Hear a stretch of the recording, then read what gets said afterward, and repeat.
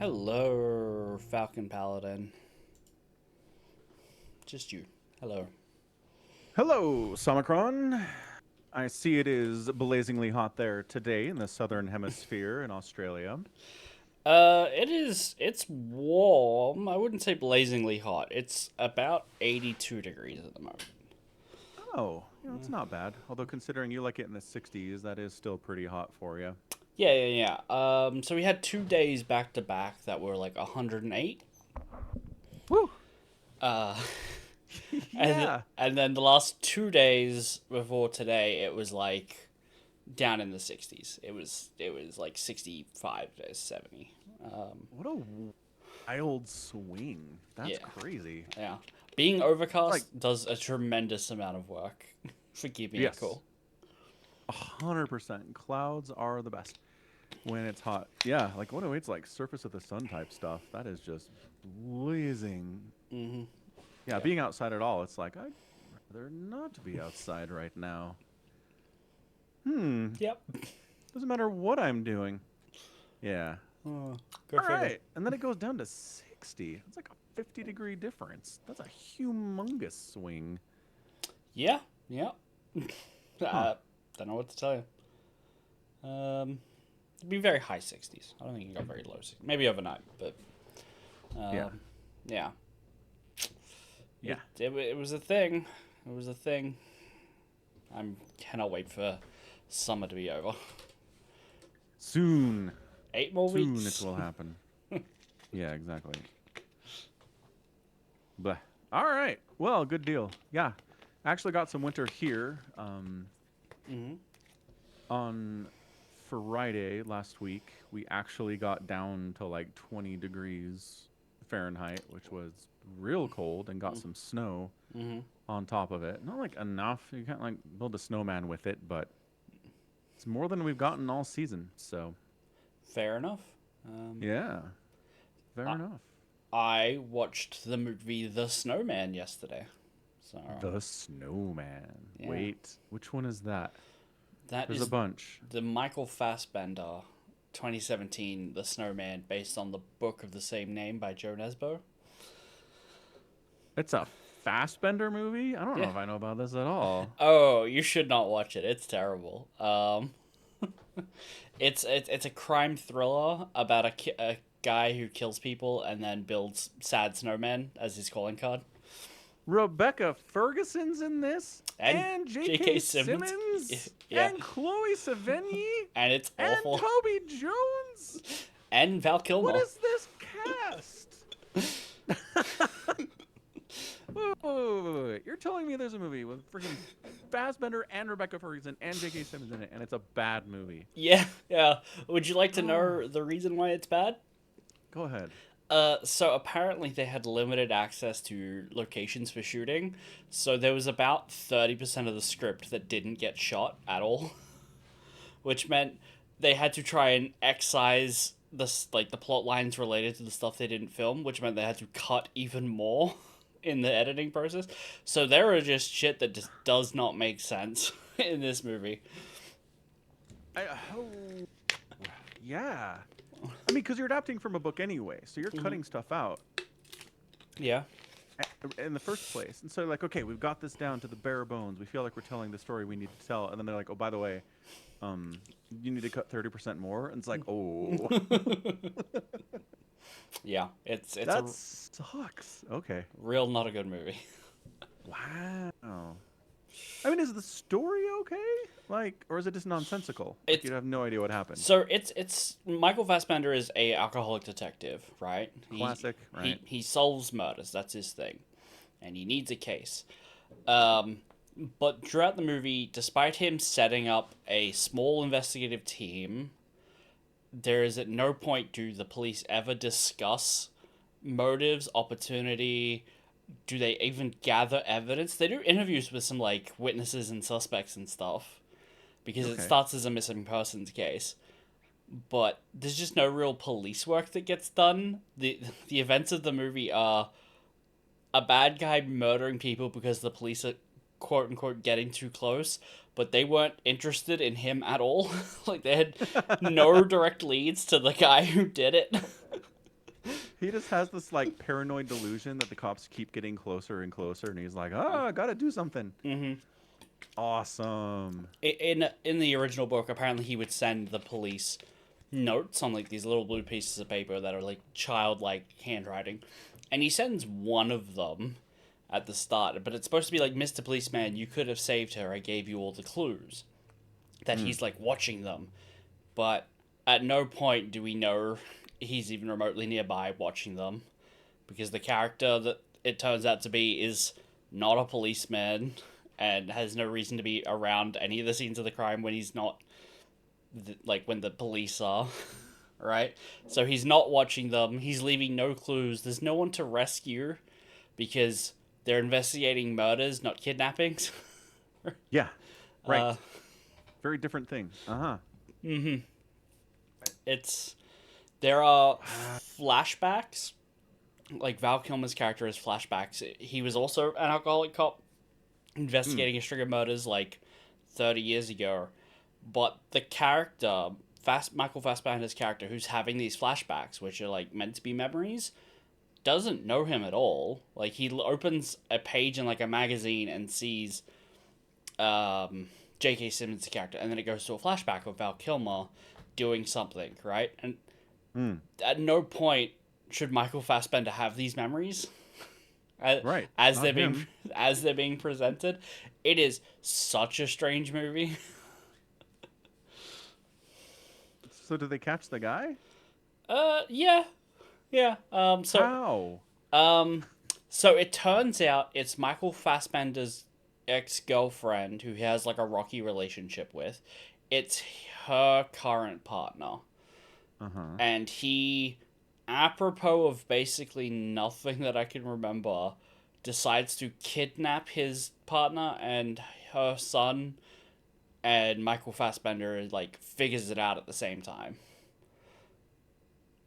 Uh, Based on what? he talks to the husband of a woman who died, and realizes that like while they went to this one clinic, like a reproductive services clinic, he was lying. He couldn't remember which doctor they saw, and he's like able to prove that you were lying, and so he gives him the truth, and it's actually his ex girlfriend's partner. And so he's like, "Oh my god, it was Matthias the entire time. I've put it together." And goes to like chase him down and ends up at like a cabin in the middle of nowhere where he has his partner and her son Oleg tied up. There's a scuffle. Michael Fassbender loses a finger. The guy gets away but runs out onto like a frozen lake. Steps on a patch of like thin ice, falls into the ice, drowns. Michael Fassbender, having been shot in the scuffle and losing a finger, shot on the ice. I'm skipping over a little bit. Walks back to the cabin and then does.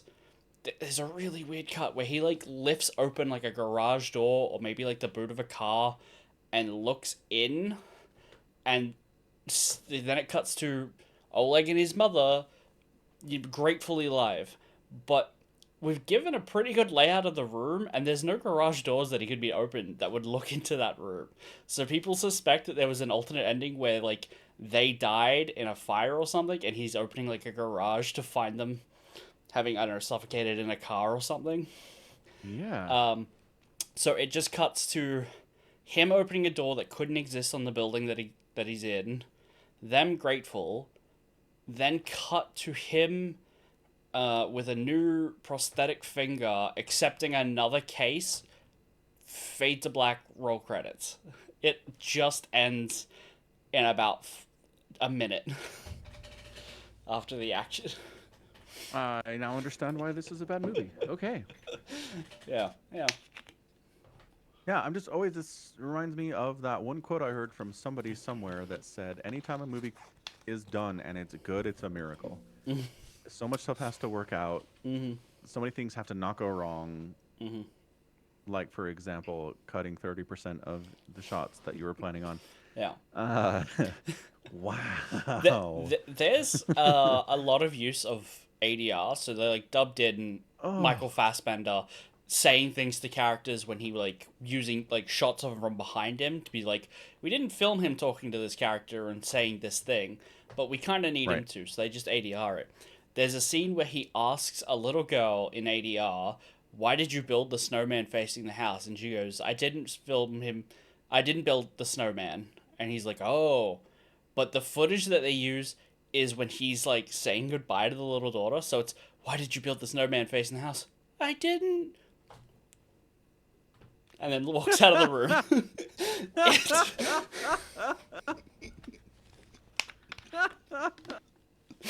That is so shitty. Okay. All right. I'll put that on my list of movies not to watch. Thank you. I mean, it's kind of fun in a really bad movie way. Like, I recommend it if you enjoy that sort of thing. I usually don't, but No, I know you. I I'm know sure you don't. many people do. Many people do. Yeah. Wow. All right. That's bad times. Huh. Yep. What else is going on? Oh, I finished up Pillars of Eternity today. Oh, very nice. Yeah. I want to say, when we were talking about this before, and I was like, the writing is good, and you were like, and you were going to say something, and then you're like, I'm going to wait until you're done with the game to actually say what I'm going to say. I haven't finished the game. I haven't played the game. I don't know that the writing. I have anything to say about the writing. Okay. I just thought maybe you'd heard something, or you'd like watched a video that talked about Okay. how something was stupid, and you just didn't want to. No. You didn't want to like say it then because you weren't sure if it was going to spoil anything or whatever. But okay. So you don't have anything to say about the writing then, fair enough. I don't think so. It might have been that you were talking about, because it's Obsidian writing, yeah? I might have had something to say about Obsidian, which I then did say, like, oh, I really enjoyed the writing in Tyranny, another game they made, which I talked about, so. Okay. But fair yeah, enough. why? Does it turns out the writing is bad?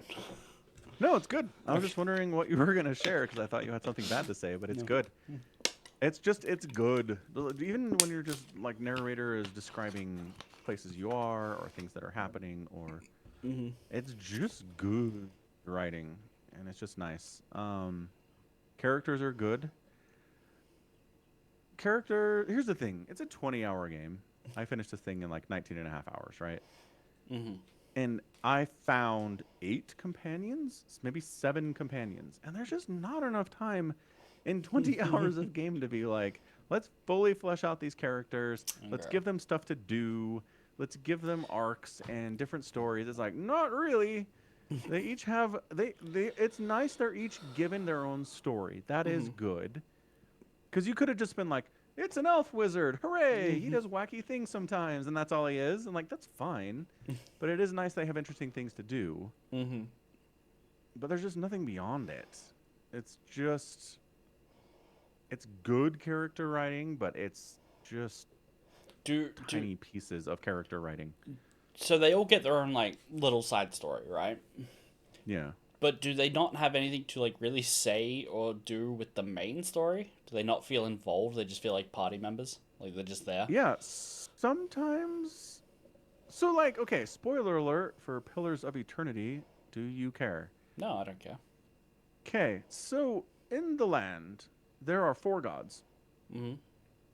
And people worship the gods, and the gods provide you with the ability to call down fire and smite your enemies, or heal your friends, or talk to animals. D&D powers, right? Sure.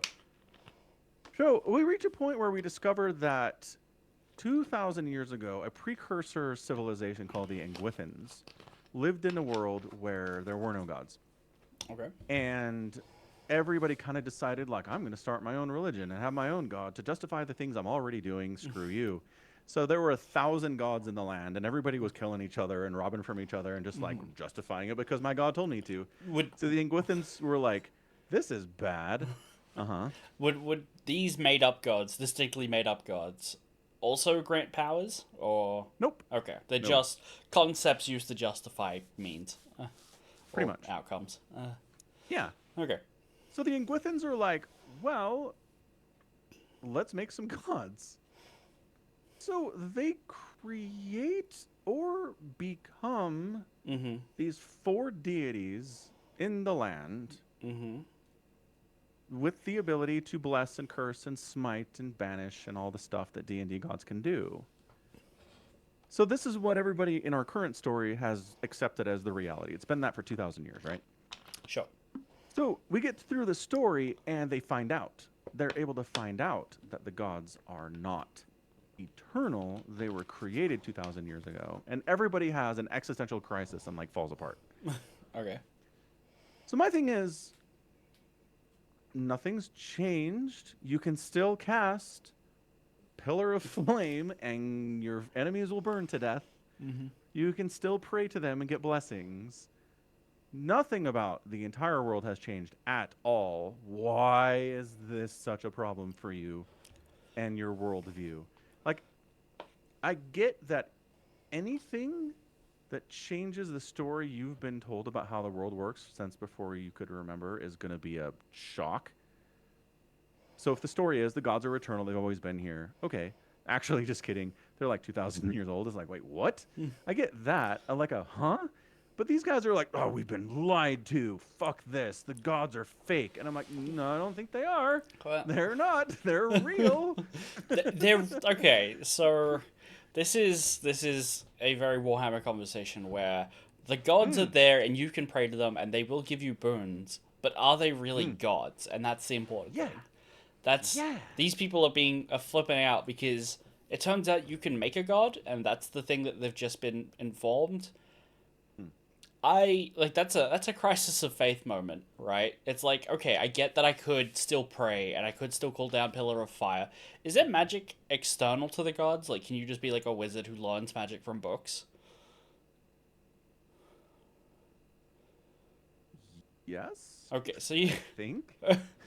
okay, because that's like, it's if we're talking D&D, it's like, okay, clerics and kind of warlocks get their powers from praying to things, but Yeah. if you can call down a pillar of fire without praying, then whether or not a god is really divine or eternal might be less of a shock to you, right? But if you believe that you can only get it from praying, and then you find out that, like, well, if you just do some work, you could be answering prayers and letting other people call down fire because you've ascended as your own god. Or you create your own god. Yeah. That could Whichever be it is. right. Like, the implication that the gods were made, I think, is a huge crisis of faith for people who believe there are only four gods.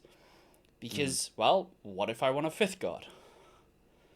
Yeah. What if I want my god? And then you just end up in the situation you were 2,000 years ago, but there are 1,000 real, quote-unquote, real gods who can really grant power. I mean, it's kind of a hypothetical thing because, like, no one in the current time has any idea how this happened, and, like, no one even knows where to start. Right. So it's less that we could make it happen, and it's more like hypothetically it can happen, and that freaks me out. Yeah, I mean, same deal. Yeah. Yeah. Totally. Yeah. So I get Anyway, it's an interesting move, storytelling wise. I think it's cool. Yeah. It's interesting though because the priest in our group gets pissed off at his goddess because basically she used him to kill a god that was trying to stop her from sucking the souls out of babies, right? Mm-hmm. But then he's like, still gonna use the powers that she's bestowed upon me to stop her. And he does. He still has access to all of his spells. And I'm like, how?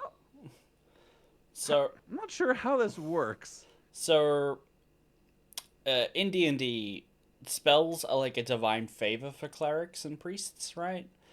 If you stop worshipping your god, or like you're a paladin who breaks their oath, a god can totally withdraw that. What I'm hearing in this is it's more like divine imbuement, where in this case gods give you a little bit of their power and they can't just like rip that out of you if they don't want to. Apparently that's exactly how that works, because this priest is like actively working against his former goddess. Right. And she's like, shit, like I can't do anything to stop this. Yeah, it seems like a problem for her. Yeah, maybe should have gone with the other system instead of the imbuement.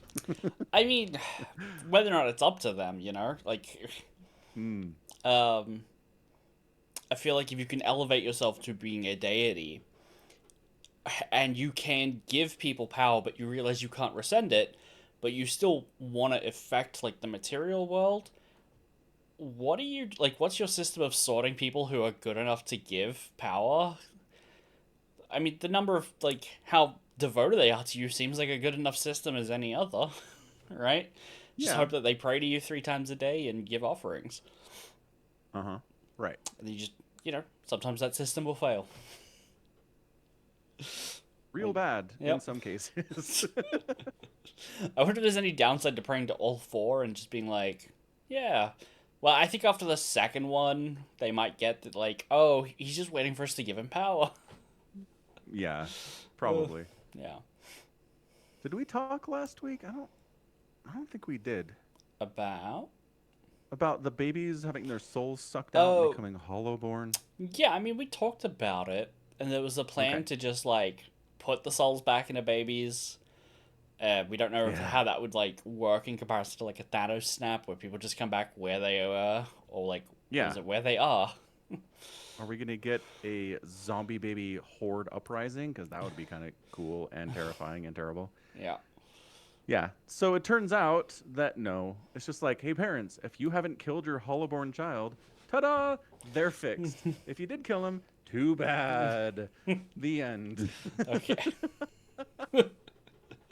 Fade to black. Roll credits. Yeah. I Uh, mean, the goddess of like birth and renewal, apparently, if you tried to have a kid in the next year, then like your chances were a lot higher. And like there were a higher than normal number of twins born as well. oh, So okay. she's kind of like, if you lost a baby, like, we'll give you a replacement one or maybe two to make up for it, you know? So Right. that's okay. Yeah. Huh. Okay. hmm Yeah. I mean, animating So a ton of unless dead babies sounds like a work. Um,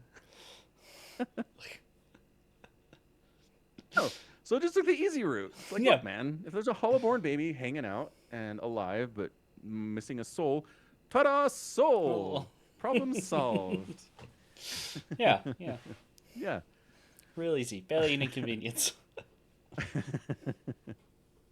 One of the things I was bummed about at the end of the game, it does the thing where it's like, here's all of the quests you did and how they affect the world at the end of the game, right? Mm-hmm. So there's a ruler of this place called Gilded Vale, and he's kind of going nuts because of the hollowborn problem. He's losing his mind, and so there's a quest to go stop him, right? Mm-hmm. So I go in there and I infiltrate the castle, and I guess there are some options to talk him down, but I didn't have high enough proficiencies in specific paladin classes or something, so I couldn't do it. Mm-hmm. So we just fought him and killed him, and I was like, Oh. problem solved. Yeah. And then later I'm questing along, and someone did come and tell me, like, hey, so that king you killed, he's risen? He's a Death Lord now? And he's taken the castle back? And I'm like, what? I thought I'd solved that problem. It's like, oh, I'll get back to it later. And then I totally forgot. So at the end of the game, it's like the King Redrick, Death Lord, returned to Gilded Vale and took his rightful place on the throne. And then one day, sent his armies out and killed everybody in the entire Vale, and now stands watch over a blighted land. The end. And I'm like, Oh. oh, I Right. probably should have done something about that. That's great. Hey, Oh. Uh, I had something kind of similar happen with the Outer Worlds too. uh-huh. Another Obsidian game.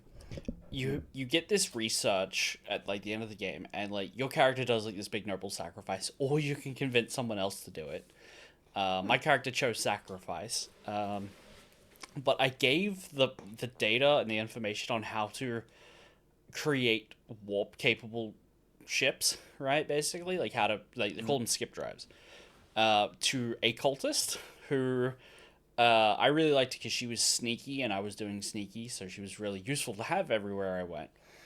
Um, except the cultists worship warp rifts, which are created by the jump drives. Uh, Yep. so I gave her a means to make infinite amount of warp drives, which the game is effectively about closing warp rifts. Like, hey, warp rifts are gonna like consume our entire solar system. That's a problem. Here's how to make more cultists who worship warp rifts. Right. So basically, she immediately created a giant warp rift and jumped into it. As like, Oh, that's the ending, closing a montage. It's like, yeah, and she killed herself like a year later, jumping into a warp rift. makes sense. They worship the warp rift. Might as well jump into it. Yeah. Yeah, so I'm like, oh, I suppose that was probably not the best person to give that information to. Oh, You could have seen that one coming, though. I mean, yeah. yeah. All right. That's funny. We never seen again. Yeah. Yeah. So yeah, that's Pillars. Mm-hmm. It's over. Again, kind of feel like it could have been longer. Could have spent more time doing stuff. It's really like 5 areas you go to the entire game. Yeah. Big areas there? Like, did you feel like you explored everywhere? Not big areas. Okay. Really not big areas. Okay. It's like the reverse of Baldur's Gate 3, where like you finish Act 1 and you're like, man, this is a big game. And then it's like, oh, hold on. We got so much more for you. Right. Yeah. I finished this game and I was like, is there more? And they're like, no, No. it is over. Well, what if the fighting the Dreadlord in his castle was actually like a 7-hour side quest with I mean, 6 could new be. areas? I mean, I doubt that, but that wouldn't be interesting. Man, screw that guy. Ugh. Yeah, Anyways, yeah. So that's video gaming. that's video gaming. It is. I watched the anime, the Cursed to be a hero. Cursed to be a Hero anime. That's it. Yeah, what'd you think? Yeah. Good. Good. Yeah. It's like for an opening episode, like wow, they Yeah. jammed a ton of stuff in there. They jammed a ton of stuff in there, and it's an hour long. Yeah. So it's like there's a lot in here. I mean, I feel like they fumbled the ball a little bit right at the very end, where they explicitly show us his recollection of having to do. I mean, I don't know why I'm jumping around spoilers. Him killing the goddess, right? Yeah. And Yeah. they show us that, oh, she is getting corrupted. And I feel like if they Uh-huh. didn't give us that scene specifically, it would have created a little bit of tension between him and the new goddess, where she's like, oh, and he's just sitting there like, yeah, what up, I did it. And it's like, okay, we need to know who's in the right here, but we explicitly know. We do know, but do you think? Well, but it's his testimony anyway, right? Right, but it's his testimony. We get all the trial and all that. That's great. But we explicitly know that, like, if he had to do it, and I feel like Yeah, if we we did, do. yeah, we do, and I think that takes some of the tension out. Like, It I feel does, like but it doesn't change his relationship with the current goddess. no, She doesn't know it's true. she doesn't know, but we know, Right. but we know. Yes, Right? we do, 100%. And I agree with you. I feel like it would be better if we were discovering that alongside her, because Yeah, it feels like she's been asleep in a coffin for who knows how long. She would make for a very good point of view character to be like, we have to explain things to the new person. And the new person is also us. But we already explicitly know more than she does. yes, Yeah. yes. That is a weird choice. Yeah, I think from a storytelling perspective, it would have made more sense to do 2 stages of reveal. Mm. Right? The first one, like we get the you killed the goddess. Mhm. Like, oh, okay. The accusation. How about that? Like Yeah. we hear the accusation, we know why he was sent out to be a hero as a punishment. Mhm. And then like episode 4, we see that oh shit, he actually did kill a goddess and why? Yeah. And then but we like but not the part where we know he's telling the truth until like episode 6. You know what I mean? Right. Yeah. Yeah. I mean, I don't Yeah. mind knowing in the definite by the end of the show, right? Yeah. Or whatever the run is. That's fine. It just feels like they could have had this great mystery where we don't know how much we can trust either of the characters really, and but it feels like now it's all just set up to be like, oh, okay, we know exactly what his motivation is. It's stay alive until he can kill the Pope or whatever in this religion, Right. who's judge, jury, and executioner. Um, but I Right. feel like if depending on where the show goes, it could go one way. I don't know what the next episode is. Um, Slowly learning that he's actually doing everything intentionally, biding his time, figuring out who's in charge of what mystery in this society that put him in this Mm-hmm. position, would have been more interesting from the perspective of not knowing all that. I feel like, I agree. yeah. I agree. Yeah. And then even the shows like demon lords exist. They're huge. Hmm. They're really hard to take down. And then the show's like, first episode, killed one. It's like, oh, okay, so this is doable. I got it. Not even killed one. It's like this is 50. This is Demon Lord number 56, and this guy's killed like 20 of them. Right. They're, Right. they're difficult, but it's doable. It's just really hard, and they like pose a huge threat for the most part. Yes, 100%. People are going to die. A lot of people are going to die. Yeah. But totally doable. And so they've kind of shot their wad. Like next time there's a demon lord, it's like, okay, what incredibly bombastic, flamboyant, amazing visual way are we going to kill this one? Right. Because the first fight was awesome. Well, Let's do it again. But there's no tension. I'm not like, oh no, our heroes are in trouble. It's a demon lord. here's the thing: the next one's not going to be a demon lord because they've already set it up and paid off that like you have to kill the goddesses, otherwise they become ultra demon lords, and it's going to be one of those, right? Oh. Did she become an ultra demon lord or What? just a demon lord? Well, they say that like you have to kill the goddess because if it gets corrupted, it'll have the powers of both the corruption and a goddess. Yeah. And like, what could we possibly do against that? And so like you have to. She had to do it, right? And that's the thing. We explicitly Right. know that that's true. But So- that's later. But They're that's- not going to be like episode 2 goddess demon lord unless they are because that's how they're doing this. I don't know. I don't know. I don't know. Yeah. But that's what I suspect. I don't think the next like it'll be like, okay, we killed Demon Lord number 56 and there's one every week, and so there'll be one next week. I don't think that'll be the case. It could just be One Punch Man where it's like you know what's going to happen. One Punch Man's going to punch the demon and he's going to die. Right? Yeah, I feel like that makes 58 is yep, hero's going to kill him cuz he's pretty good at it and it's going to be awesome and who cares? It's awesome. it might be at the very least it'll be awesome. I can agree on that. Yeah. I feel like for the show it's going to be more intrigue than anything else. Like we got to figure out who these people are, why it is they would like purposely give him false orders and then claim that they didn't happen. Yeah, but isn't that simple though? Like commander of the military is too strong and commands too much respect and he's a threat to the system, so we're going to get rid of him. Right? Isn't that it? Yeah, I mean maybe it could be. Because they're mad at him for carving all the runes on him that make him fly and shoot fire and stuff. They're like, dude, come on. Right, but anyone could do that. Why don't you just do that to Yeah. everyone? Right? I don't know. Those are powers he has explicitly before he's a hero. Yep, I know. And that's why they made him a hero, because he's too much of a threat. Right, but they made him too much of a threat. They gave him they bind him as a hero, and that somehow lets them reincarnate him or like revive him back from hell. And he's like, that's a big Yeah. problem because you start to lose yourself. I don't want that to happen.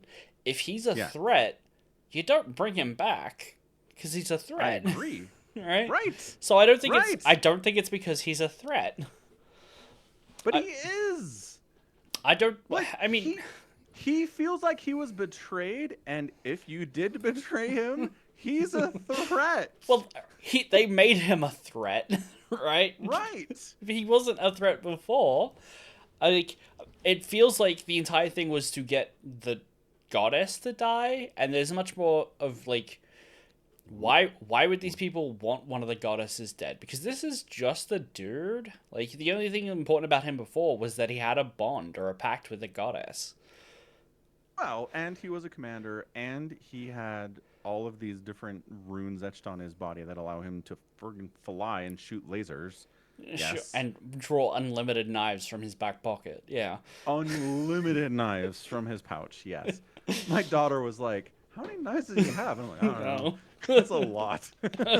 There's a point where he sticks his hand behind his back and he's like, huh, only two left. I'm like, oh, okay, really now? Only two? If we stopped and counted, you have thrown 147 knives during this fight. And it's not like he's collecting them because he throws exploding knives. Right. Yeah. He's not going up to the corpses and pulling them out. Oh. Yeah. Yeah. No, but I'm just saying, look, okay, regardless of how he got there, he's a threat by the time you're done with him as the government. And so kill him, be done with it. Why bring him back as a hero?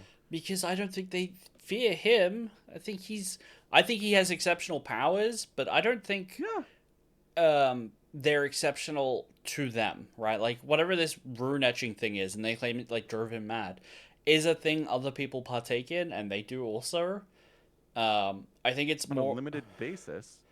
Yeah, maybe he went a step too far, and that made him a good candidate to get rid of. But like, why are they attempting to undermine humanity's defense by deliberately getting a goddess killed or deliberately corrupted? I don't know. Yeah, I think that's the story. That's a good question. Certainly, that's the story. Yeah. Which is giving me Attack on Titan vibes, where it's like, you know, why do you send like people who are good at killing Titans out to go and die fighting Titans so much, or like political drama about, well, maybe we wanted that part of the wall to fall, you know, or people wanting to get like a lot. It's mostly just monsters with political intrigue. That's the entire Venn diagram overlap between those two. Yep, makes sense. Yeah. So. Yeah. Yeah. It's good. The animation's good. I like the voice acting. Mm-hmm. The little kleptomaniac sidekick is fine. It's a choice. Feels like a plot device more than anything else. It did. He happened to steal a coffin with a goddess for fun. He also happened to steal a nuke for fun that was very useful to killing up a demon lord. He's a story propellant. He's not really a person. He's a prop character, essentially, prop delivery character. But, I mean, like, the goddess does say, well, I guess we'll call that fate then. Like, she's in on it. Like, this guy doesn't know why he was doing what he was doing, and we don't either. It's just fate, because she's a goddess. Right. And again, back to the question of what's a god. This version of a god can run out of power and kind of fall apart and be infected by the blight. Yeah. Doesn't really sound like a god to me. You right? I mean, if you are a god that has access to a limited amount of power you can expend during a certain amount of time and then you're tapped, not a god. Really? I don't think so. Can Slanesh run out of power? Corn? I don't. I don't think so. I mean, if they definitely like. Okay, if we look at how Korn invests power to summon bloodthirsters, and like you would think that Korn is empowered by bloodletting, so Korn summons a bunch of demons. They start killing. In giving Korn more power, more demons summon. But then the Space Marines rock up and kill a bunch of the Korn demons, more blood gets spilled, summons a couple more demons, but eventually the demons stop coming. Right? I don't feel like they should, theologically. Well, if you can kill them faster than they can kill you, because they don't actually have blood to spill, right? Right. So in theory, whatever amount of power Korn invested in that place to summon demons can run out. That's interesting. I guess it's complicated, right? Because there's what can a god do? And there's how vulnerable can a god become? Like, it's just like a theological debate, but are gods always omnipotent in your opinion? Like, they have to be? No. Okay. Nope. Because I'm just like thinking, we go back 5,000 years and people would be like, oh, that big mountain's a god and it's a volcano. And a volcano can't spew lava forever. Right. And the Greek versions of god and goddesses are basically people that Bull. have limited power sets. Right. That's Yeah. where I was going. Yeah. Yeah. Okay, so there's omnipotent in that you can do anything you want to do, Mm-hmm. and there's omnipotent, the power you have to draw on to do the things you can do is infinite. Those are Mm. different things, right? Sure. Yeah. I really like the Emperor's version of being all powerful and all knowing, which is you can be all powerful or all knowing, but only one at a time. The current version of the Emperor? Who are we talking about? Yeah, the Emperor from 40K. Yeah, I mean he says it in the Horse Heresy. You've read the book where he has that line, where it's like that's the trick with being all powerful and all knowing. You can only be one of them at a time, right? So he can That's take 30K. yeah. It 40K encompasses the universe, not strictly the timeline. Okay, no, I'm specifically asking what version of the Emperor, the Carrion Lord Emperor Okay. or the Master of Mankind? Wait, not Master of Mankind. Well, That's it's from the book Master of Mankind. I think he's. yeah. um, Anyway, yeah. okay, so You know what I mean? the technically alive could get up from the throne if he wasn't dealing with the Horus Heresy and the Webway. You know, Right. not the Carrion Lord. Okay, Okay. that is something he Okay, said way back when. right. So Yeah. not the Carrion Lord. But the version of the Emperor who started the Great Crusade and conquered most of the known galaxy. Mm-hmm. Well, the galaxy is very big, but a Yeah. big chunk of the galaxy, Yeah. sure. Yeah. That guy. That guy. Yeah. Yeah. Yeah. Okay. He can descend to the battlefield and destroy everything and have unlimited power, but he can't strictly foresee how all of that power will end up, right? Mm. Or Mm. you can know exactly what your actions will do and how to get to where you want, but not necessarily actually have the power to do it. Interesting. Okay. That is interesting. Yeah. So the Judeo-Christian version of God is all-knowing, all-powerful, Mm-hmm. infinite well of power. Knows Yes. everything, can see the future, can understand it all, can do anything it wants. Yeah. Yeah. So that's omnipotent and omniscient. All Just to the max. Like Yes. that's a 10 out of 10 on everything. Yeah. Yeah. So the a version of a goddess again who has fantastical powers. Mm-hmm. Mostly to summon swords from the sky, but it looks very cool. Yeah. It does seem pretty limited that way. Maybe she's the goddess of blacksmithing. She's Hephaestus. No, that's Hephaestus. Is it Vulcan. Athena? No. No, You I'm want thinking the about Greek. Vulcan's Greek, isn't he? Yeah. Oh, he's Roman, isn't he? Yeah. It's Hephaestus. Yeah. Yes, and Vulcan is the Romanization of the name Hephaestus. Yeah. Son of Zeus and Hera, master of blacksmithing. Right. So she's. Yeah, it's almost like she's a priest of Hephaestus, right? Hmm. She's a priestess who can draw on the powers somewhere else temporarily, but it leaves her spent when she's done, and she's vulnerable at that point. Right. Like she's out of spell slots, and then she's a regular person for a while until she has a long rest. Right. Yeah. No, that's. Calling her a goddess seems entirely incorrect. So I think what we're going to learn from this that these people, because he refers to her as the 13th goddess that's been unactivated or hasn't been bonded with. Maybe the church in this is producing these people and gives them a title of goddess, little g. Mm-hmm. Totally. Yeah. They're creating Yeah. goddesses. Wow, what a coincidence that we're talking about creating. I know. It's so weird these two things come together like this. Yeah. The wonders never cease. Must be fate. Must be. Yeah, so I don't know. It's good. On a related note, I find the goddess to be entirely too chibi. Like, she is just too... Like, I want head pats. Praise me. Right. Right? It's just like, What are we doing? I mean, the tone is incongruous with the rest of the show. Everyone else is like, we're dying out here. These things are shooting little tiny squigoths onto the faces of our soldiers, and they're getting their heads eaten off. Mm-hmm. And then she's like, you may now praise me anytime. It's like, I don't know. The tone is not working for me with her a little bit. I kind of like the discontinue out, just like the how different it feels, where she's just like, it's a war, but I'm a goddess. We have this under control. You should be Yeah. worshiping me. Um, Yeah. I kind of like that. Um, if it wasn't a small child, I think it would play better.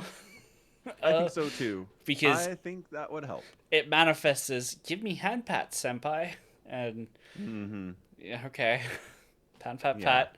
Is this praising a god? Is this the same? I don't know. Um, Well, and does she need it? Like, if he's like, no, what happens? I don't know. She gets I sad. don't either. Right? What it like? Because it Okay. seems like she chooses who to bond with. She chooses her knight. Uh-huh. Yeah. Can she be like, fuck this guy. He doesn't praise me. I'm going to find someone else. I mean, maybe, but she definitely seems more drawn to the fact that he's like, we have to defend those people when he's Yeah. like overhears her, and it's like, which I guess in context is him saying, I have to go and do my job. He's not really defending them out of any moral duty. It's my job to do that, which Yeah. is means it feels like she is very disconnected from the world at large. That like being a hero is a punishment here, Mm. and she doesn't know that. So I don't know. Mm. I'll, That adds an interesting angle. I like that. yeah, cause like is the goddess is something they're making, and they have to use children for whatever reason, or are these like a resource that they found buried somewhere that like, and they've just Mm-hmm. started worshiping them because they can call swords from the sky, you know. Mm-hmm. Mm-hmm. Um, lots. I mean, excited for the next episode to come out in a couple days, 2 or 3 days. Yeah, me too. Totally. Um,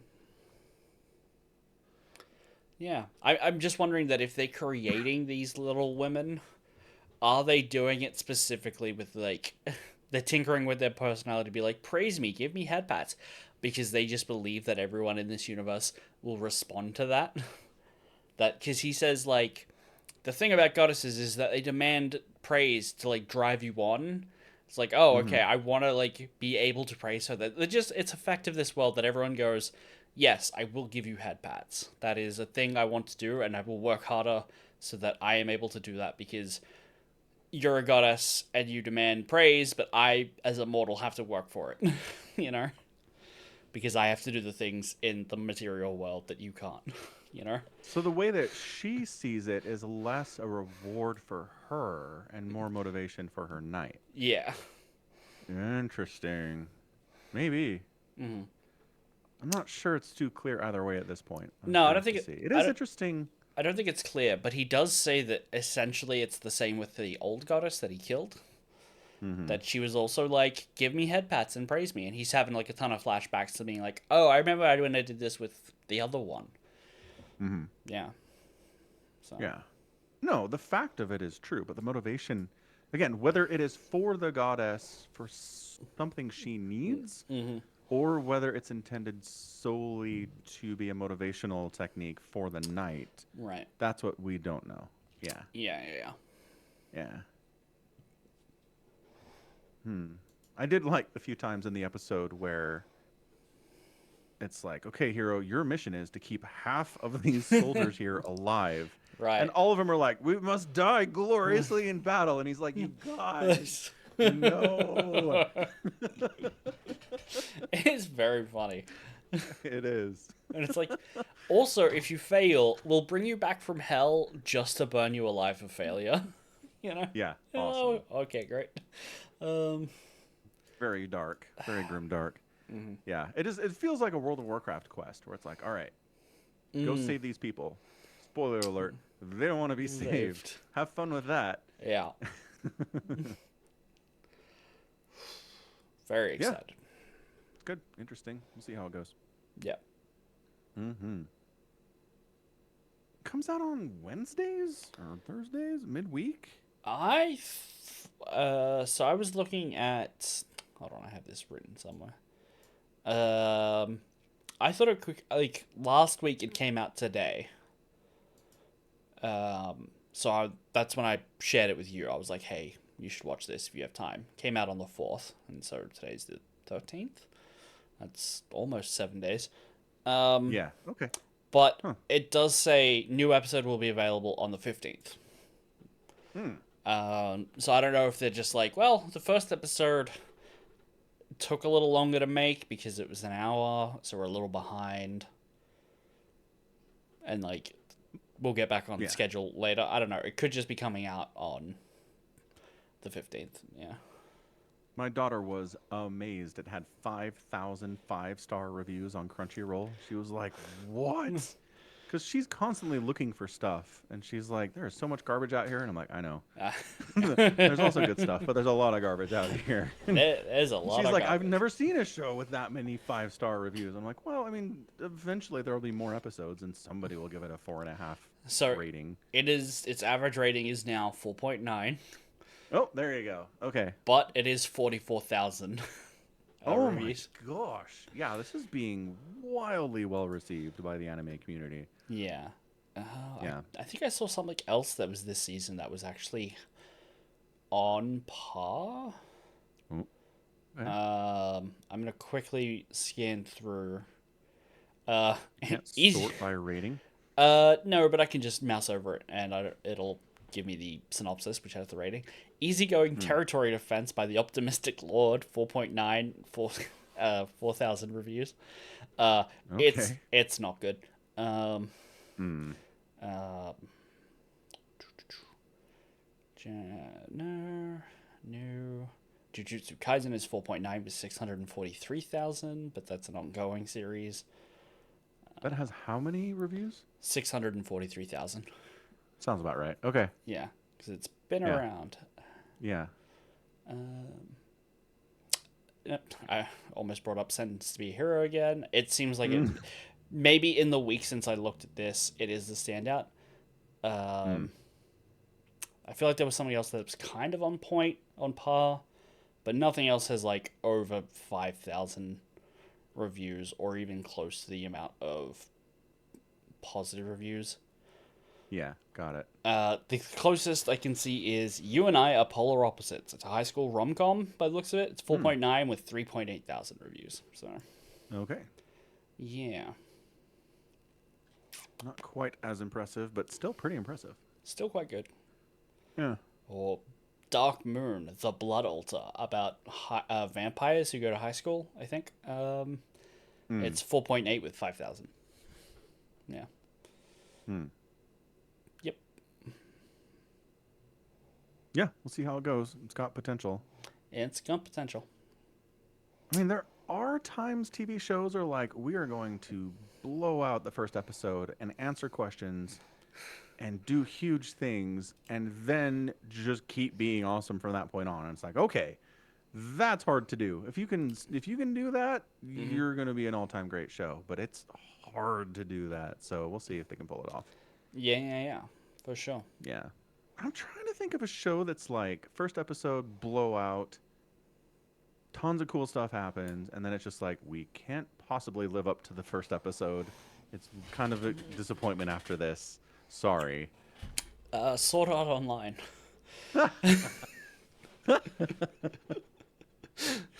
Fair. I don't know about anything else beyond that, though. Yeah. Yeah, I don't know.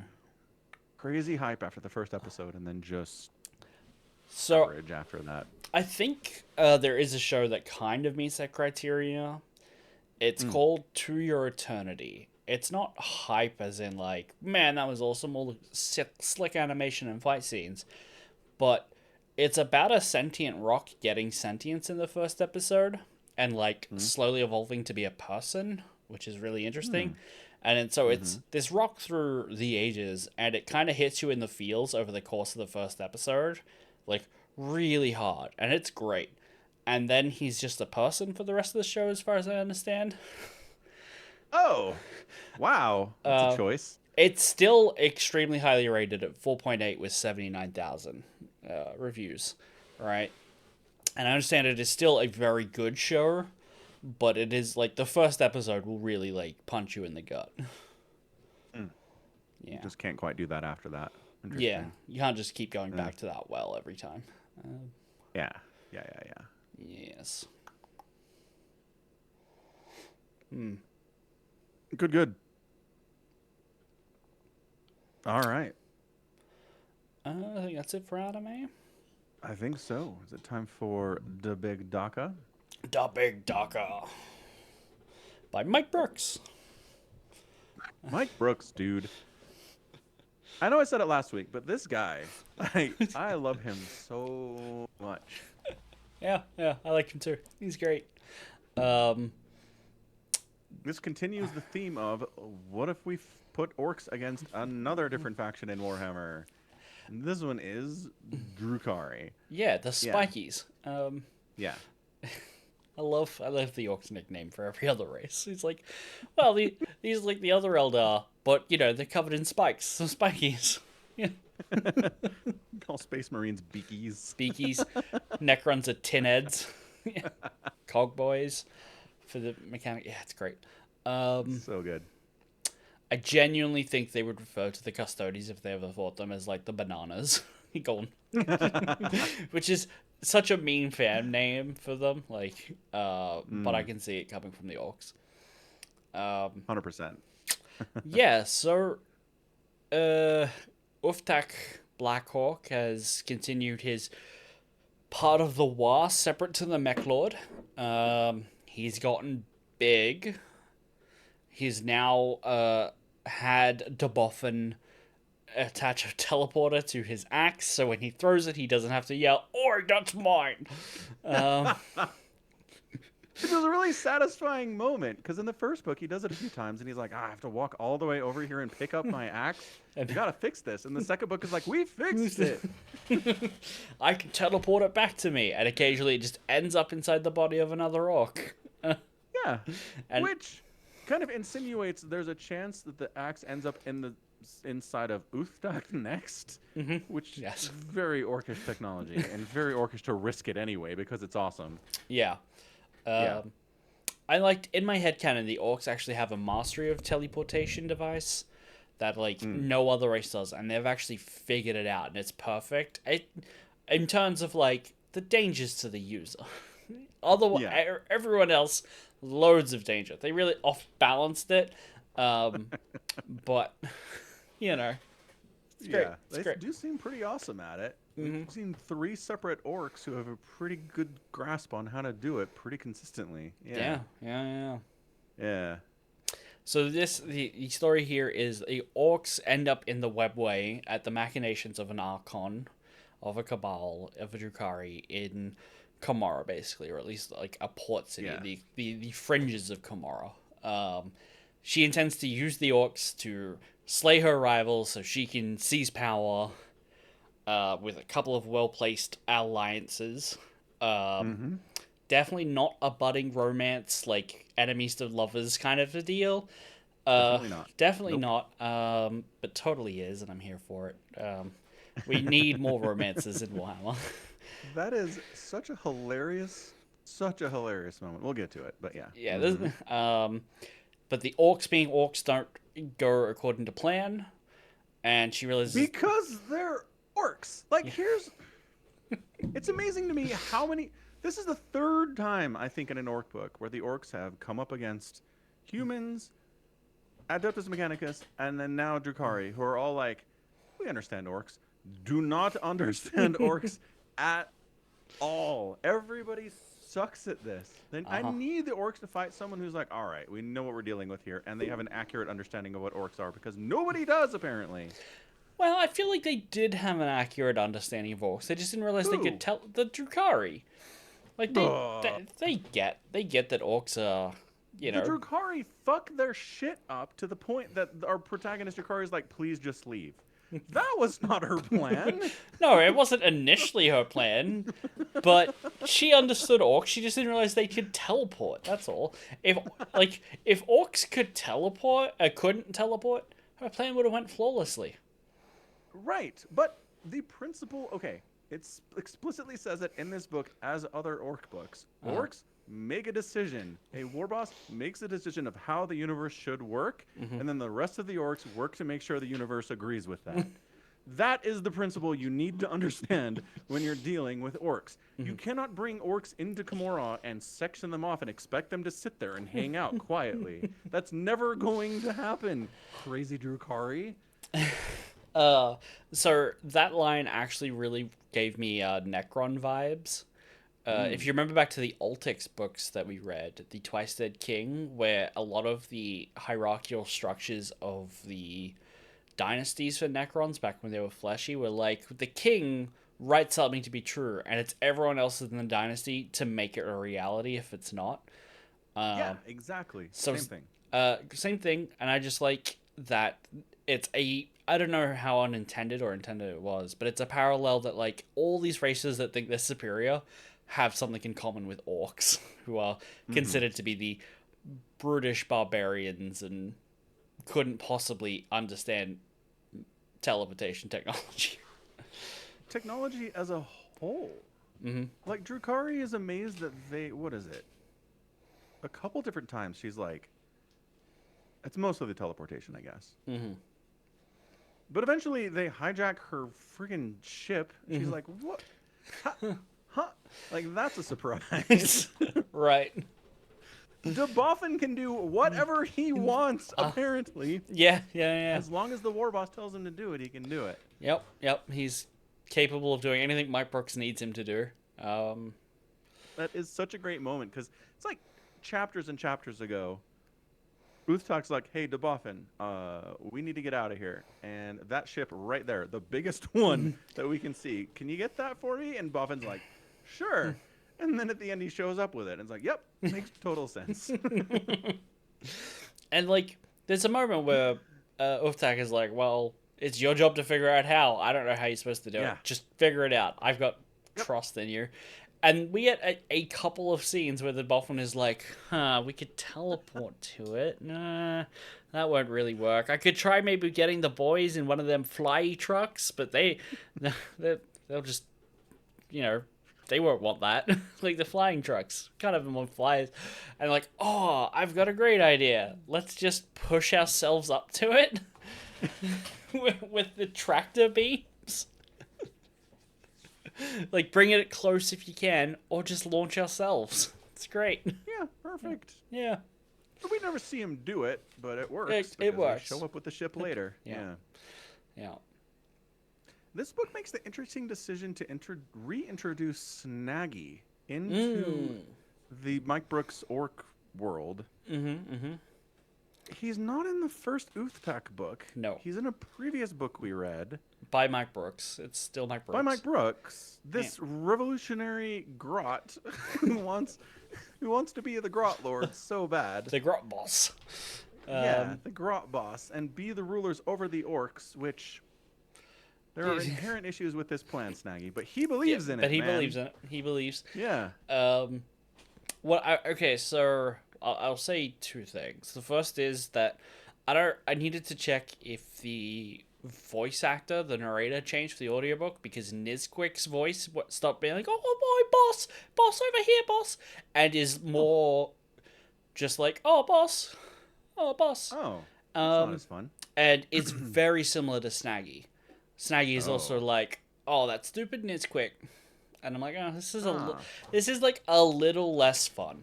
If it wasn't a lot of Snaggy's internal monologue about how he's inherently better than every other grot. And orc, he's And orc. smarter than everybody. Yeah. Snuggy's ego is massive. Mm-hmm. Yeah. It would be a lot less fun, but it is still very fun. It So, at the end of the other book, Snaggy gets booted through a webway portal, and then Yes. the Wa follows him through, and he, like, clings onto the underside of a truck, and they come out theoretically onto whatever planet Uftak was, like, descending on to go and raid as part of the Tech War when he gets sent off Right. by. And so they just meet in another book, I assume. So he just absorbs this other wog that Yeah, comes through the portal. He's like, or he they fought don't them. have, yeah, or just something. I just wanted something. It's just Snuggy's all of a sudden hanging around. Yeah, Like there's no introduction of how he got there. I mean Yeah, we figure out he how get he got through the portal. He got there through the yes, portal, and then Uftak finds him and is like, "Oh, you understand how the big arch works? Okay, you hang out with me, Nizquick and Princess. You're just like yeah, one of my pet grots." right. And that's it. That's all the information we're gonna get. Yeah, Um, I guess the reason I'm asking is because I really like Snaggy as a character. I think he adds a lot to these books. mhm, Like Uthtak is fun and Debuffin is fun, but mhm. like going back and forth between how they see the world versus how this ego megalomaniacal grot sees the world Right. is fantastic. And I just would like to see him in the first book. I Mhm. think it would have been a lot of fun. Yeah, I mean, here's the thing. I look back at the first book, and I don't think we needed him because we have Mm, Nisquick. But we also have another book with Snaggy in it, and he's great in that too. Um, yeah. so I still want more of Snaggy, and I absolutely love Snaggy's internal monologue where he's like reading out the names of like the first five Undergrot bosses, and one of them is like Jory Longtooth, and it's like, and Snaggy immediately distrusted him because he's Longtooth and he's Little Tooth.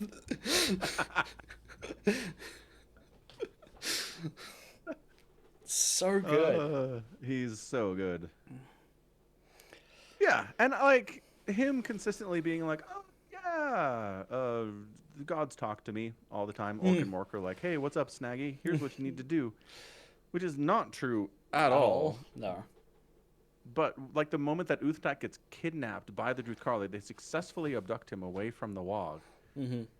and Snaggy's the first one to recognize that he's gone because he's had a war boss disappear on him before because he'd smushed him with a mech head. Yeah. But he portrays it as, "Oh, uh, Uthak's gone. Gork and Mork told me," right. He's like and he's does like, it as a "That's vision. not true." Hmm. But it never hurts to kind of up your legend a little bit with the people. Right. He flips between being a maniac who's like, the gods talk to me. Well, even if they don't, they're the gods. They can't be expected to do everything. I have to do some of their work for them. And so me saying Right. that they gave me a vision is just I'm imbuing them with prestige, not the other way around, to accurately understanding the plight of grots within society and Uh-huh. understandably going through the motions of a revolution every time. Right? It he flips between the two because, like, yeah, grots are like an underclass. They do all the heavy lifting. They do the resupplying and refueling for trucks and weapons. And there's a moment where he's like, "Oh, the boss is gone. There's gonna be infighting as the new boss works out who that is. We gotta stop giving them ammo because it'll be great." And then Uftak comes back and he's like, "We're out of Dakka, boss." And he's like, "What? Why?" That never happens. It's Yeah, and I love that Snuggy understands the concept of the orcs don't protect us exactly, but they're so mindlessly violent that anyone who gets close to the camp has to deal with the orcs first course. before they can give any thought to killing the grots. Mm-hmm. So you hang out with the orcs, and they're not intentionally protecting the grots, but it works out for the grots in the long term anyway in situations like this. Yeah, it's very like the bird that comes down and is like picking fleas off the hippo or whatever, right? Like it's a parasitic symbiotic relationship, but the Mm-hmm. grots are enslaved. Mm-hmm. But you could see it a more perfect system where it works hand in hand. Just a reminder for the Warhammer lore, but the orcs are a devolution of something called a croc, which were bigger, smarter, and even stronger. But like in terms of smartness, they were like, oh, we can build our own functional power armor, not just Ooh, I'll just like steal it. not just steal it. Like orcs have their own power armor, like they have the mech suits and like the killer cans and all that. But Yeah. this is more like they had sophisticated armor, like a space marine Mm. kind of stuff. Um, And so it is possible to see a world where like the Grots were supposed to be in symbiotic harmony with the orcs, but then devolved because that's what they did over 50,000 years. Yeah. Huh. And yeah, the orcs in 30K and 40K just have no respect for anything that's weaker than they are, so Right. they can't see the Grots as anything other than sub-orc. Right. Which, to be fair, they kind of are. Kind of. Yeah. Although, Snaggy's pretty smart. So now he's pretty smart. Pretty smart. Did they put Grots in Killikons? I don't know. There's a hilarious moment where Uthtuk's like, that Snaggy's seeming a little smart, and maybe he's kind of a threat, and makes a mental note to never let him pilot a Killikon, no matter how much he wants to. Yeah. So I think there is like a reference in one of the other books that like if you put sometimes when you put a Grot in a Killikan, it just immediately goes crazy and starts killing everything, like goes on a power trip. But they still learn from the larger Death Dreads. I'm not seeing. They are piloted by hardwired Gretchen. So yeah, they are Grots that are hardwired in like a Space Marine dreadnought. Amazing. Yeah. Yeah. Yeah. So Uthtuk's like, this guy, no. No. He concerns me. Yeah. I like how part of him's like, I'm concerned, and the other part's like, you should never be concerned about a Grot. They're Grots. Right. He like sees one Grot staring maliciously at him through a crowd of Grots, and he's like, huh, should I be worried about that? Nah, it's a Grot. And speaking of internal monologues, Uthtak is so great where he's like, he's gotten big enough and evolved enough that he's realizing that he's thinking. He's like, oh, that thinking, it'll sneak up on you. Next thing you know, you're thinking about thinking. You know? That's where it gets real bad. Yeah.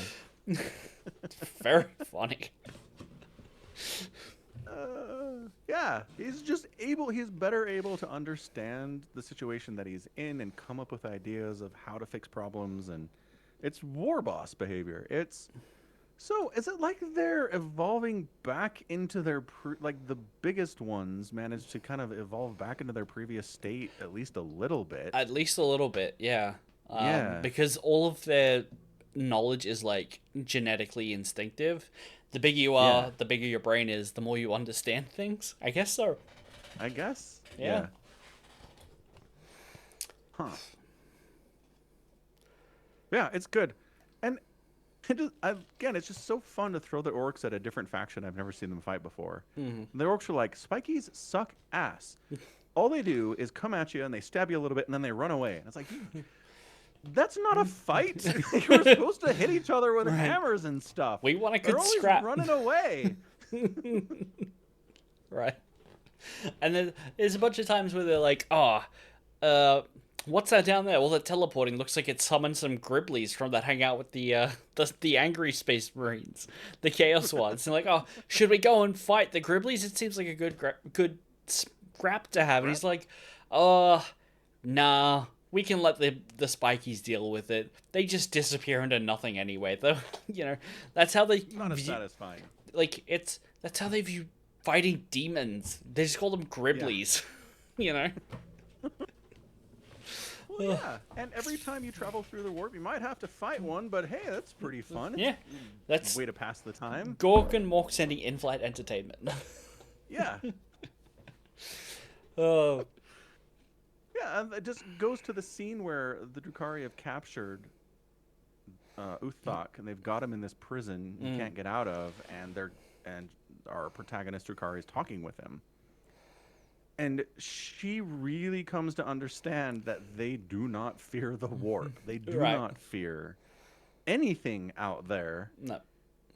And it's not just out of ignorance. They know what it is. They just don't care. Yeah. And she's like, for you to be so free of fear about the thing that drives me and my people every day is offensive. Yeah. Like, she's pissed about it. It's so good. Yeah. It's very good. Very good. So should we talk about her and her romance with the other Archon? Yeah. Uh, Vern. yeah, I can't remember his name. I think it's Vern. Vern. Vern sounds right. So she is going through a lot of plotting to try and steal um, power in the area. She wants to be the ruler of this little port city. Um, and And that well, can I just say, Drukari are like genetically programmed to be underhanded and just have plots and plans within plans and plots and be thinking about conquering your sector of Komora, even if like you don't really need to, so right? right, They all are this way. There's not a single Drukari who's like, I'm just happy how things are. right. So they're all planning and scheming to like stab their superior in the boss in the back. Yes, But it's not constantly. it's not genetic. There is a scene where we get a flashback of her as a child, being like, and I Yeah, remember the first time my mother tortured something to survive, right? Because we feed off pain, and she's like, and even I yeah. screamed. But that's different. The torturing and feeding off the pain of other sentient beings to survive is different from the I'm going to backstab my boss. Different thing. You don't think they're both kind of hand in hand? Like one will eventually lead to the other. If you live a lifetime of torturing other things, you don't have like quite the moral barriers to be like, should I stab my boss in the back? Right. Oh. So you think I think they're hand in hand. They're being raised symbiotic. in a world where you torture other beings Uh huh. as a way of life Uh huh. means that every other moral barrier within you is just demolished. I think it certainly helps because if anything can feel pain, Hmm. and that can be the thing that you need to survive, then you're inherently going to Yeah. look at even people like the people you work for as like, well, in a pinch, I could stab them, I could flay them. But she's not doing it for the suffering. She's doing it for the power she gets Right, as a result. right. But I'm saying that's it informs her outlook on and every relationship she ever has.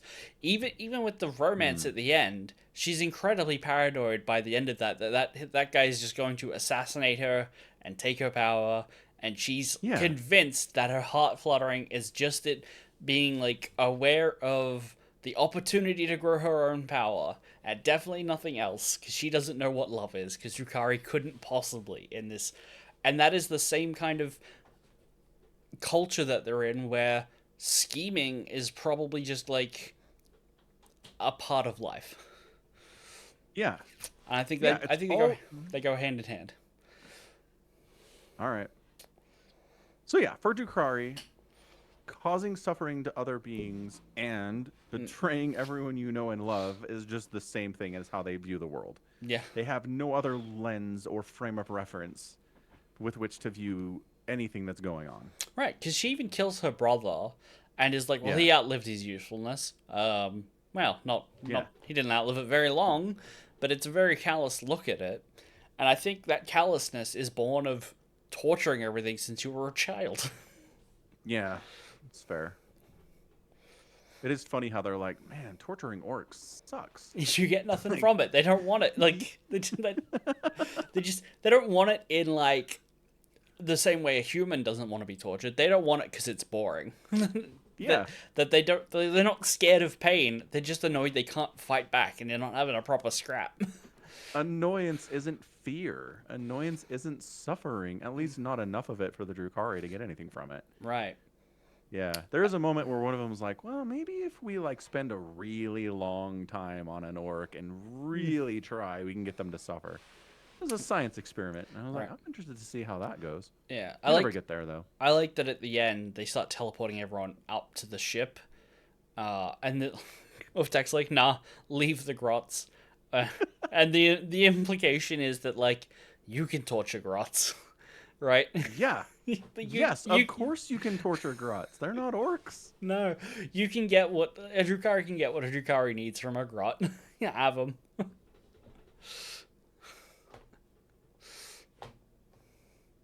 Man. And there's a scene at the end where Snaggy gets teleported up with Uthtak because he's part of Uthtak's retinue, right? Mm-hmm. Along with Princess. And Nizquick. And there's a moment where Uthtak is like, "Oh, cool, we're up here. Let's leave the grots down there. And then Snaggy is like looking down in Or horror. and like appreciation. He's like, oh, they would have said like if they had come, they might have told Uftak that I had been planning a rebellion, but at the same time, they can't, and I'm alive. But oh, also all of my power is down there getting stabbed slowly by the Drukari. And tortured for all eternity. Awesome. Yeah. Yeah, here it is. He looked at Snaggy Littletooth, who was staring back out the window with an expression that hovered halfway between horror and relief. Yeah. Then Uthak goes, "You know anything about that runt?" And Snaggy jumped and backed away from the window. "Me, boss? No, No. boss." Yeah. And then he has his own pet Drukari. He makes him call him boss as well. That was good. Yeah. I like that. Like, so good. So good. Yeah, so then at the end of the book, I mean, Uthtak's been thinking about this the whole time as he's been getting bigger and smarter and kind of chafing against the mech lord's boss ship over him. He gets he gets injected with a specific poison the Drugari have come up with where it makes you grow so fast you explode out of your own skin. Yeah. And then Deboffin's like, "No, I can fix that." No, it's not Deboffin, it's one of the Pain Boys does it. Yeah, it's the mech. I don't the medic, Yeah. the pain boy. Yeah. I don't remember Yeah, his yeah, name, and but he's like, "We can fix that." So he grows even more than he was from that little incident. Mm-hmm. So yeah, so then he gets back to the mech lord who summoned him for another wog, and he just straight up as soon as they get back, he's like, "I should be war boss." Just straight up. He's like, "Yeah, I think so." And everyone's like, "Yep, we know what that means." And then they fight. Yep. And then they fight. And then it's Yep. no longer the mech war, it's Wa Uftak. Yeah, it's a regular old Wah hoof tech. He was like, "There is way too much technology going on in this WOG. You can still do fun stuff with technology, but it's not going to be focused on it anymore like Right. it was under the previous guy." Yeah. Yeah, that was funny. He's like, the mech lord likes either teleporting down into the battle in his Titan or staying up in the ship and docketing people from up there. And Uthtak's like, "That's not a walk. Like, you have to get your feet on the ground and start smashing heads every once in a while, or you lose track of what all this is about." Yep. Yeah. Yeah. He's great. He is great. It's pretty great. It's really good. So, Yeah. So Mike Brooks, man. Mike Good Brooks. stuff. Write orc books forever, please. Yeah. And again, can we please have the orcs fight someone who understands the orcs' ability to reshape the universe? That's all I want. Someone who knows.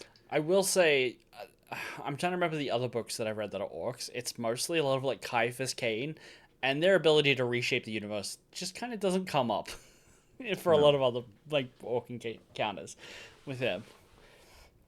It's true. And during the original 30K Crusade, they basically wipe out most of the orcs known within the reaches of the galaxy they're in. And there's no reshaping of the galaxy there, as far as we're aware of. So, Right. yeah. Right. Time for the wheel? Time for the wheel. Or I will give you a proposition before we get to the wheel. Okay. I know of another book. Actually, let me look it up real quick. With Hesperax. What is the book called? I think it's called The Queen of Knives. Lil Hesperax, Queen of Knives. I'm just trying to look up who wrote it. Come on, Lord Internet. It is also by Mike Brooks. There we go. It is another Drukari book. It's short, if memory serves. It's not terribly long. I've read it. It's good.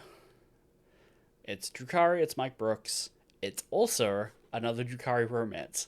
So Mike Brooks seems invested in giving subtle romance cues to Drukari because they seem like the hardest race to do that with, and Yeah, it's a challenge for and him. it's a challenge, and it's just kind of sad that Drukari exists in a frame of torture and fear and betrayal all the time. All the time. Yet they still have Yeah, mothers and who have kids, so you need that system to exist somehow. So I guess somehow. relationships, they happen. Yes. The Yeah. alternative is I did consider. There's a 2 book series. Both books in them are by different people, but the first book is by Mike Brooks, and it's Alpha Legion. If you wanted an Alpha Legion Mike Brooks book, A Mike Brooks Alpha Legion book. I like they're both on the wheel, so you can pick one if you want. I'll leave it up to you, or we can spin and maybe get one of them. So We're on a Mike Brooks kick. here's my problem with Alpha Legion. Mm-hmm. They're a meme, right? Right. Yep. Okay. They don't know whose side they're on. We don't know whose side they're on. They can do anything or be anywhere or Mm-hmm. influence anything The or guy on the be at golden throne is probably Alfarius. Yeah. right.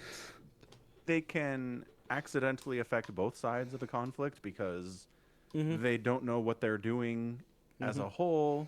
Mm-hmm. They're fragmented and scattered, Uh-huh. and there's just nothing cohesive about them at all. Mm-hmm. Mm-hmm. So if this book from Mike Brooks is like, here's how the Alpha Legion is a meme, then I'm like, I'm not interested. I know.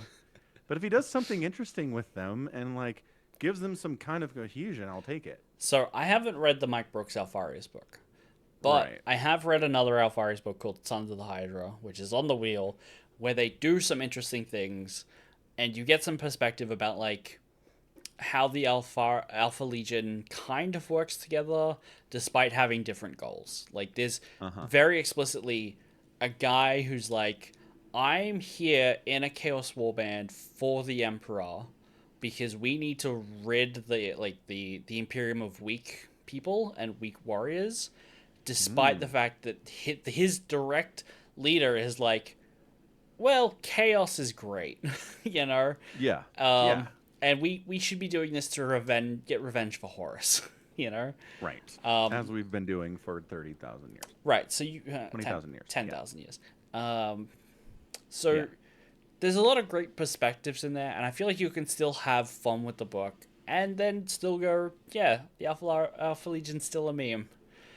I don't think that's really going to change. It's about um, I don't know. I had a like look. It's any port in a storm kind of a thing, right? Love the book that you have with you, you know. Yeah. Yeah. So it's up to you, Drukari, Alpha Legion, or just the wheel. Let's go. Let's give Alpha Legion a shot. Let's see. Okay. Let's give Mike Brooks a try. Excellent. Okay, so this is a 2 book series. They're not distinctly connected. The series is called Renegades. So Renegades Harrow Master is what you're looking for. Harrow Master. Renegades Harrow Master. Yes. First book is by Mike Brooks. The second one is actually Emperor's Children. So, I think It's a 2-book series where they completely switch factions. they switch authors. So it's more like an anthology series where they're just like, hey, Oh, okay. we wanted to write some stuff about some chaos people. I think I have actually read the second book. And I think there's only like a slight reference to the first one in it because like these chaos warbands kind of know each other. But Yeah. that's about it. Okay.